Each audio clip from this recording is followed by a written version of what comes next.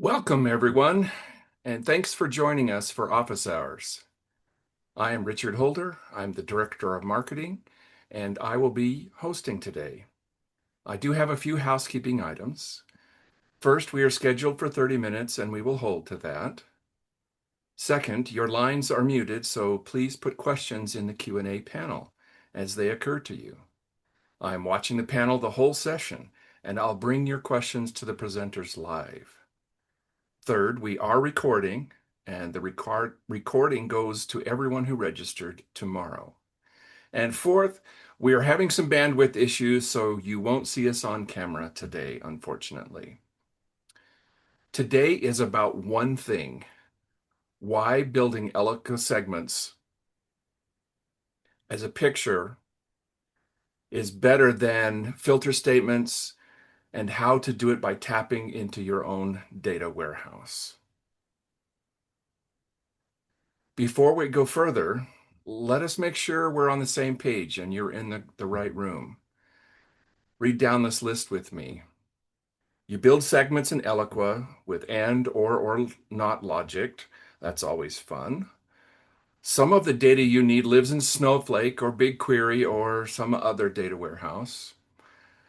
You are constantly exporting data just to see how the data looks and how it overlaps and so forth, or manipulating it according to your needs.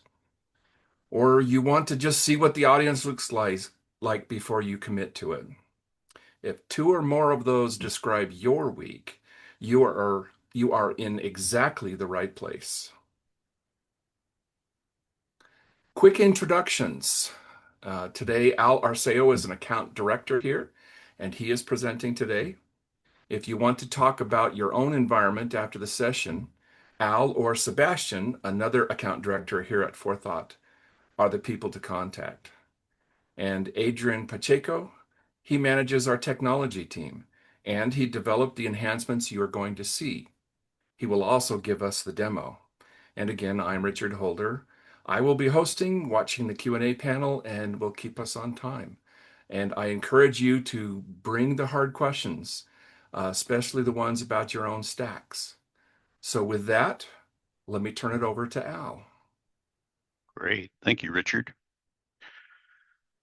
And Richard, thanks for switching slides there. Let me start with the challenge because I suspect most of you have lived it. Filter logic is a fine way to tell a system what to do. It is, however, a poor way to describe a human audience. Past about 3 conditions, you are nesting parentheses and the statement stops reading like a description of people. 2 things follow from that. You can't see what the segment contains until you run it, so you are trusting the logic rather than the audience. And second, if the fields you need sit in Snowflake or BigQuery, you export them into Eloqua first and hope the mapping holds. Everything we cover for the rest of this session comes back to those 2 challenges. Next slide, please. Thank you. All right, let us be specific about the cost because these 3 compound. Time, every condition you add is another nested clause and another review pass before anyone trusts the list. Certainty, you do not know who is actually in the segment until you run it, which means the review happens after the work, not before. And risk, the fields that live in your data warehouse get copied into Eloqua. So now you are securing one more copy of customer data and you are keeping it in sync. If you've ever had a campaign go out against a stale export, that third one can be an expensive one. All right, so here's the alternative. And it's simple enough to explain in 1 sentence. Build the audience as a picture. Each circle is a population sized by how many records are in it, and the overlaps are exactly what you would expect. 3 things to notice on this slide. You can see who falls where, so you can try every combination before committing to one. It works against the data platform you already run, whether that's Snowflake, BigQuery, or something else. By the way, today's demo happens to run on Snowflake, and that's because we have what we have wired up, but other platforms can also be connected to for segments. And nothing gets copied. The numbers on the right are counted inside the warehouse. Next slide, please. Great. All right. One thing worth mentioning is this is not a brand new, unproven idea. Four Segments has existed as a product for over a decade. A version of it even exists inside our For Comply compliance product. What is new in this release is an updated interface built for the marketing team, an optimized architecture, and direct sourcing from your own data platform, Snowflake, BigQuery, or another warehouse, instead of importing your data first. And I want to handle the security question before Adrian starts because it is one that your IT team would likely ask. 3 steps. First, connect. A scoped read-only service account connects to your data platform. You own it, you scope it, and you can revoke it at any time without calling us.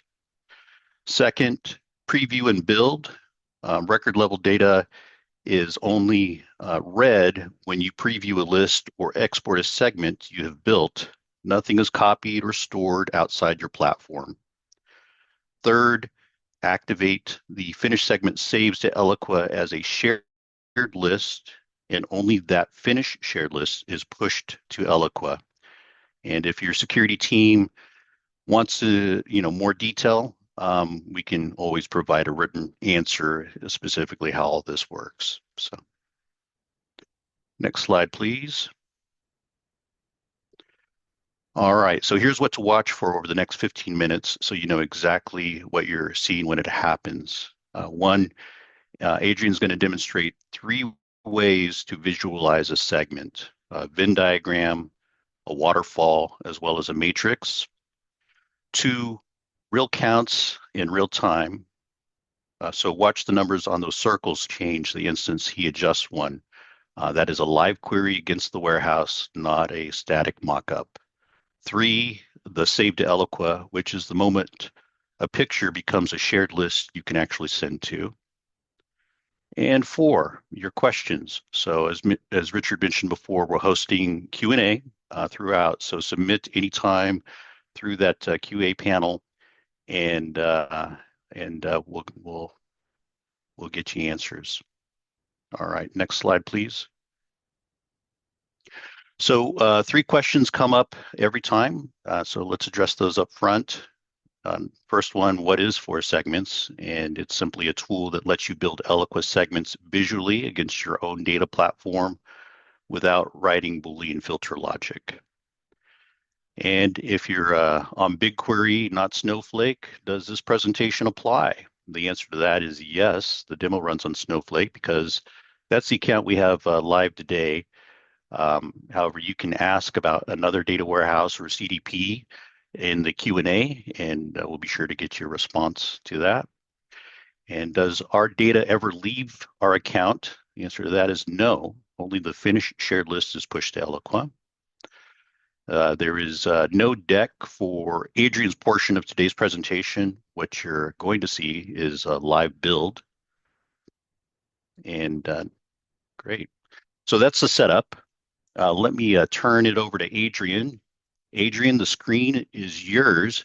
And for everyone watching from here, there is no deck, no Boolean logic, just a live build from connection to saved list.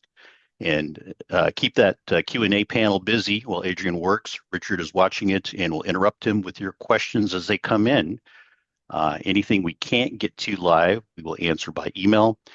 And a recording goes out to all registrants tomorrow. So with that, take it away, Adrian. All righty. Thank you very much, Al. Hello, everyone. So by now you should be seeing 4 segments. This is the home screen. I'm not going to go into all the details within the home screen, but I just want to show you something that I really like is the favorites. These are favorite saved canvases, which are the diagrams I'm going to show you in a second.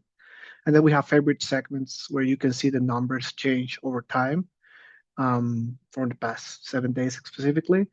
And just for this one in particular, I'm going to move it around because I just like all the greens together. Um, so let me start. I'm going to start with a Venn diagram. This is the one that brought this idea to life originally when we built this over a decade ago, as I'll mention. So I'm going to start real quick. I'm going to add a few of this pretty quickly, and then we'll discuss a little bit about that. So I'm adding US, an industry, finance, and then I'm going to select the job title. I'm going to go for manager. And now here you can see the different numbers. You can see the total values for the different criteria values that I added. Um, and then I can start selecting different things. So if I select this one, you get a million records here. And you can see all the different values up here so that you can get a sense of it real quick at a glance. Um, for this, let's say I want to select the intersection of all of them, but I get 100K records. That's way too much data for a campaign or something like that. So let's finesse this a little bit and make it a nicer audience for this. So let's remove US. That's too broad. I'm gonna switch to a state. Let's add Florida for this one. And then manager might not be the right uh, people for us in this campaign. So let's select a different one. Let's select director. So now you can see how the circles are different based on the size of the actual audience. I can play around with the scale if things get too small or even zoom in if necessary. Um, Now, again, I'm going to select the intersection of all the three. Now it's 3,000 records. Still quite a bit, but I can play with that. Now I'm going to drag this over to the plus sign. This will allow me to create a new segment based on this. I'm going to use it for a Venn diagram, and I'm going to use the recommended name for now. I'm going to create it, and now you get this one. So I'm going to filter even more. I'm going to go to elite score and select 75 to 100. And I'm going to select the intersection of that, and that's 650 records. That's a nice diagram, nice canvas that we have. So I'm going to save it because I might come back to it later, or I want to use it moving forward. So I'm going to save it. It's going to suggest a name, but I'm going to change it just for today. Oops. Okay, I'm gonna pick not gonna pick a folder. I'm not gonna save it as a favorite, but I could. So now I'm gonna save this. And now here's the cool part. Now I can export this segment to different systems. So if I click here, you would see that I have different options to export. I could download it as a CSV or Excel. I could send it to an SFTP or Marketo even. For today's demo, I'm going to show you how it will be to send it to Eloqua. So I'm just going to click on this. This will show me the Eloqua system that I'm connected. This is our own sandbox instance. You can see the name of the shared list that will get created and even the folder within the shared list that you want to save it at. Um, a cool thing that we also implemented for this version is that we can schedule this export. So if this is going to feed a campaign, for example, once you're sure of the context or the audience that you're selecting, you can schedule this shared list to feed a segment that will feed a campaign, and you can have it run daily, weekly, or monthly, so that you keep that campaign running over and over time.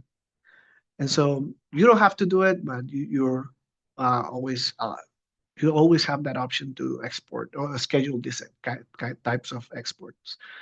I'm not gonna export it right now because I'm not gonna get to Eloqua, but this is basically how you would do it, and it's gonna be similar for SFTP or Marketo. Um, if you wanted to verify the actual audience that you're selecting, you can click on the list icon and see basically the records that are in there, and you can see different columns that you have, and you can maybe finesse it even more if you want to get rid of some information there. We do have other alternatives. So for this, I have three circles, a few intersections between them. But you might want to look at more data even, right? You might want to see the intersection of more records, and doing it one circle at a time could be pretty slow. So we have something like the matrix that allows you to drag something like country and industry and see the intersection of all the top values that you have there. So from here, you can see Similarly, you can select a few things and drag it over, and that will let me create a new segment with this. I'm not going to create this one, but you would see that every single one of our different diagrams would allow you to do that same flow. Um, but now you might say, well, that's two levels, that's two intersections. I want more intersections. And so we got you covered. We have the waterfall. Um, and the waterfall, you start with a root. Let's gonna go with US. And now we have the first level here. So I'm gonna do industry. This is the intersection of US with all these industries. That's not a lot really, but now we can add job title. And if we add job title, now we have the intersection of US, each technology, and each job title. And we can go even one level further with its status, for example. And this will take a little bit longer because, again, this is doing the intersection of US with each technology, with each job title, and now each lead score.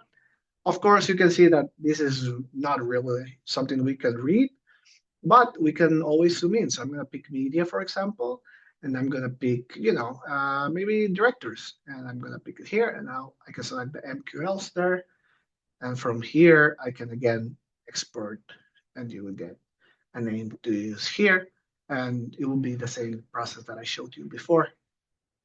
Real quick, we can also see the funnel. The funnel is basically to see where your leads are uh, in the lead status stage. So I can just drag this over, and you can see it very visually where everything is and how big the different things are.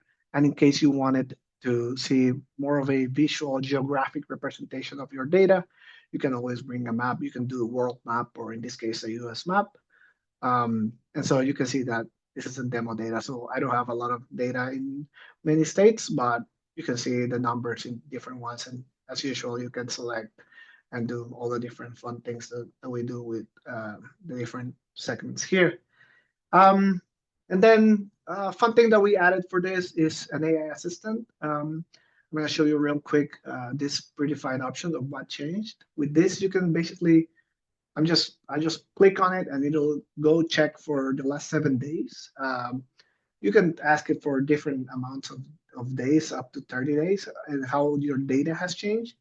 And so if I scroll all the way up, you can see that my for compliant database changed a little bit, and my Snowflake has some data moved around, some percentages, and it even tell you some key takeaways at the end here.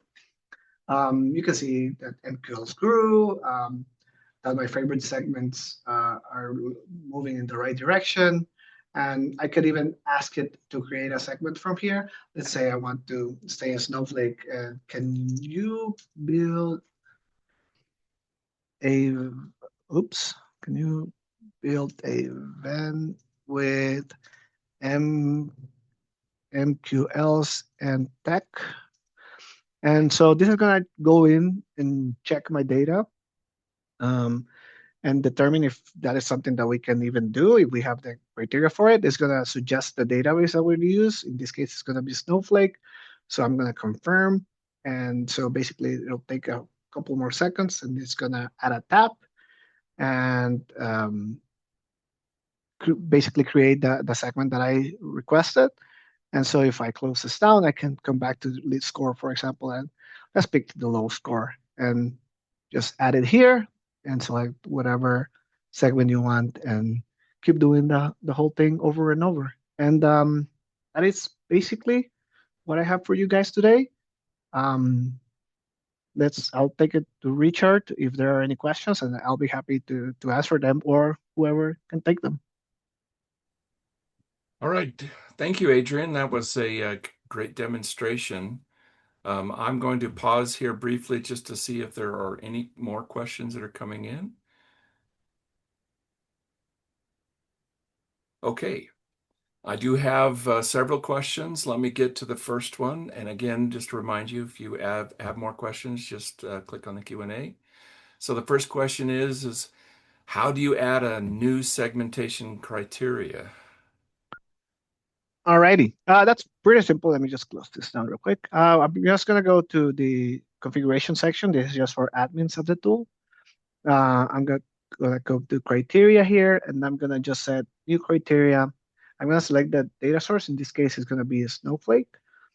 Uh, I'm gonna select the table. We only have the context table for this, but you could have accounts, leads, whatever you have on your Snowflake or BigQuery account. And then I'm gonna select a new column. These are all the columns that live in Snowflake. I'm gonna select lead source for this. It's gonna suggest a name. I'm gonna add an SF at the top of it just to keep it nice. And then I'm gonna set the auto populate for top 10 values. I can set it to less if I wanted to or more. I'm gonna create it. It's gonna show a message real quick. Of This is gonna take a little bit to load the values because it has to go to Snowflake and bring them over and get all the counts and everything. But if I come here, this is the new one that I just added. You can see now the values are here. It automatically creates a blank value always, just to have that option there. And obviously you can hide things and move them around if you want to have them in a different position and things like that. But yeah, that's basically how you would add criteria. Great. So if your team needs more information, you just need to make sure that your IT team exposes the data, and then you can add the information. Great. Our next question, you did show an AI tool, and this is often the question we get is, can it see and interact with my data? So no, not really. The AI is only looking at our own internal database that stores these values, the names basically, and so it can only look at the numbers that we have stored locally. Great. I think that gives a lot of people peace of mind. Just a reminder to ask your questions if you have any. All right, so here's our next question. Beyond Snowflake and BigQuery, which I did see you had on the screen, what other systems can you support? So currently we support also MySQL, but we have the ability to pretty quickly add connections to pretty much any data warehouse that you might have. Databricks is coming soon, probably. Um, but if you have any specific need, we can definitely build it for you uh, pretty quickly, to be honest. Okay. And we do have one question left. Says, thanks for the demo. That looks great. Do you do proof of concept engagements? Yes, we do. You'll probably have to speak to Al or Sebastian, the account managers, but we definitely do proof of concepts. We just have to set it up, and it's probably going to take a few hours to get it together. But yes, we definitely do that. Yeah. So in the follow-up, I can follow up with you directly to talk through that process. But yeah, we do POCs, so that's not a problem. Great. I'm going to pause briefly just to see if we have any more questions. If not, we will wrap up. Adrian, just curious about the BigQuery database. So I'm assuming since you had it live on the screen, is that an active connection? Yes, absolutely. I didn't show it because we were focusing on Snowflake today, but yeah, if I wanted to, here's a BigQuery database, and I could just bring over a few items, and it'll be the same thing. It's pretty fast. It's same technology or architecture as a Snowflake, so all similar data warehouses will be easy to connect in first segments, and you can see how they move um, as quickly as Snowflake does. So yeah. That's great.